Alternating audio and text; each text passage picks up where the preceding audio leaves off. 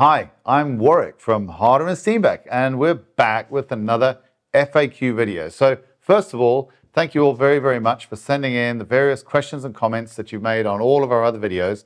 Super helpful for us because it really tells us what you need us to clarify and what questions you would like to have answered to help you in your creative journey with your airbrush. So the first question that we've got today is, how do I achieve different levels of opacity and shading with the airbrush?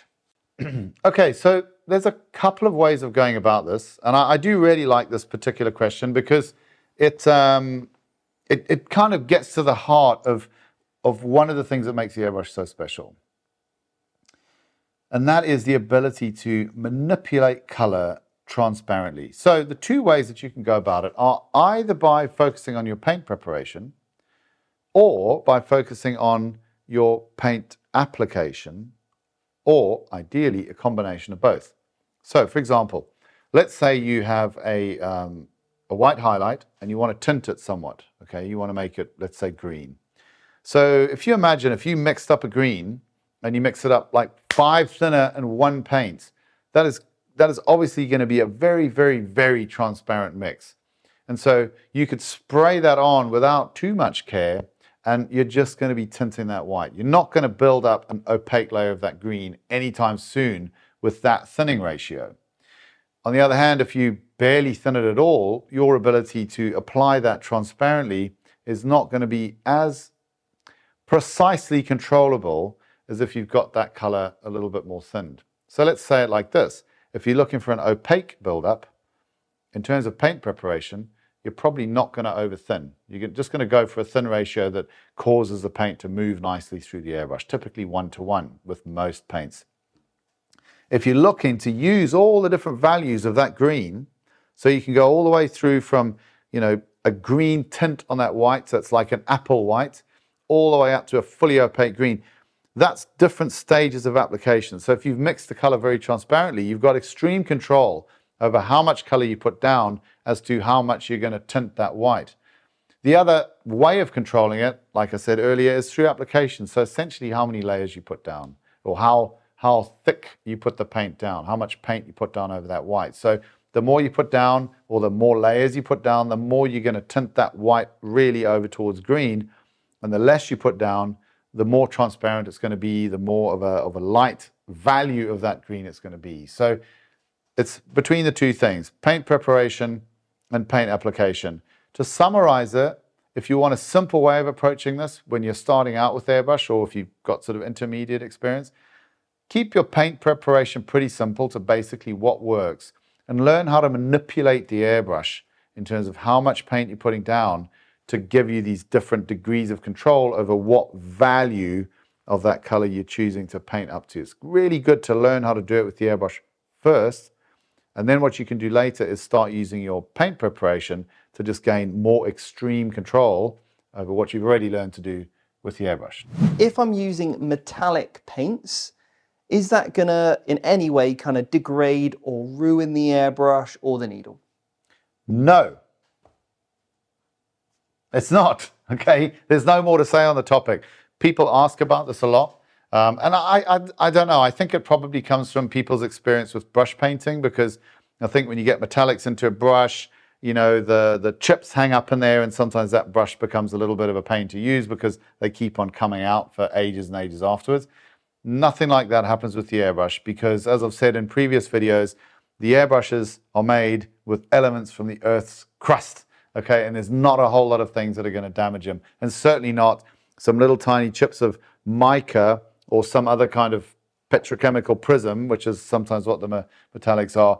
They are certainly not going to scratch or degrade anything in, I'm going to even say, any brand of airbrush. So whatever you've got, you know, even if it's not one of ours, go ahead and use metallics and don't worry about it.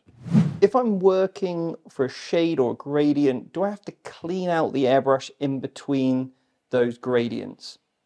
Okay, so I think I remember who asked this question, and he is a bit of a dirty boy, and he's always looking for reasons to be lazy with his airbrush cleaning. So if that's the reason why you're asking this question, then the answer is no, you can't do that, because the easiest way to live with your airbrush in an easy, trouble-free way is to make sure that it never, ever really gets to the point where it needs what people call a deep clean. Hate that term. Should never need a deep clean. It's not a carpet. It's a metal thing. You just have to clean it, okay? So getting back to the actual question. Generally speaking, if you've got a good in-between color cleaning process, I always think it's better to clean the airbrush in between colors, simply because of the fact that you are keeping your tool clean all the way through the painting session, so that when you get to the end of the painting session, your cleanup's just a snap, okay? And it's perfect, and it's easy, and it's no drama.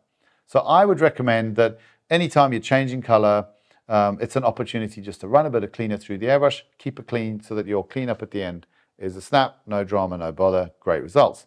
However, the question is not what should I do, but what can I do? So yeah, it's totally possible. What you will see a lot of people doing sometimes is if they have a fairly fluid painting process, they will like to put a color in the cup. They'll be painting with it, and as they're painting, they're moving into a different part of the item that they're painting, and they want a slightly lighter value of that color. Perhaps they might just add a couple of drops of white or a lighter value of the color in there, and sort of stir that in, and that's absolutely okay. First of all, to use the cup as a mixing receptacle, that's absolutely fine to do that. So that if you like this kind of fluid flowing creative process, it's absolutely totally doable.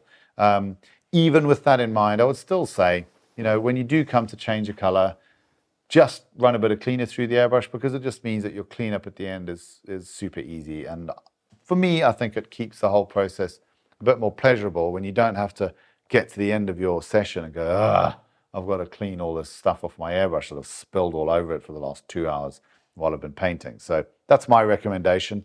Yes, you can do it, but with the caveat that it's cool to put a little bit of cleaner in between colors, because it makes life easy at the end of the painting session.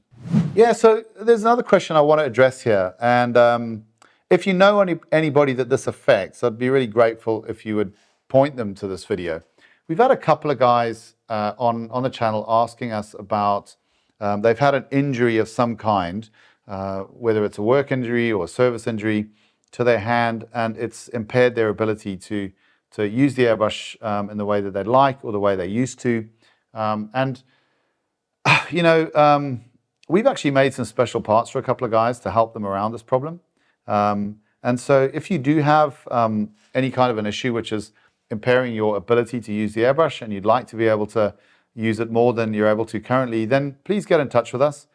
Just send an email over to info@harder-airbrush.net, or write in the comments, I'll see them. And it's always interesting for us to take on a challenge. It's like a design challenge. It's a problem that we need to solve. It helps our staff in the design department. It helps our staff in the CNC department. It helps our staff in the printing department as to how we can help you and solve that. So we love taking on these challenges. So please get in touch. I can't guarantee that we're going to be able to do it for you, but we'll definitely give it a go.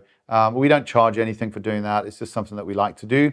It keeps us agile, keeps us designing, and more than anything else, we want everybody to be able to enjoy the airbrush maximally. And if our products in their standard form aren't doing that for you, then we'd like to find a way to get around that and give you what we'd like to give you, which is maximum enjoyment from your airbrush. So please get in touch.